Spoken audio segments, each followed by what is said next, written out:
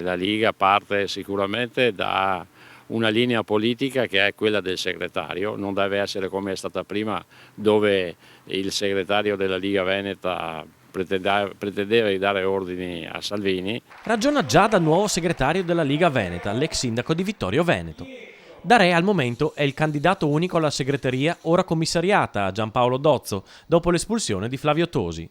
L'elezione di Darè riporterebbe l'asse della Lega Veneta verso Treviso dopo lo spostamento ad ovest.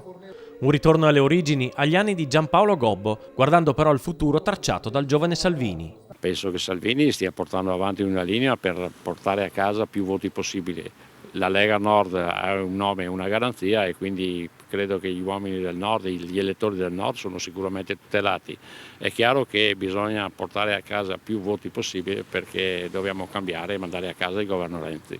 Quindi una visione nazionale più in ambito regionale, con obiettivi possibili come l'autonomia più che la secessione. Io vorrei che si andasse verso il cambiamento, da decentrare, dare più potere alle autonomie locali, è quello che noi vogliamo. Poi se si chiama federalismo, si chiama autonomia o si chiama secessione, per me va tutto bene. E a proposito di autonomia, piena sintonia di obiettivi, con la proposta di votarla in concomitanza con il referendum costituzionale previsto per ottobre.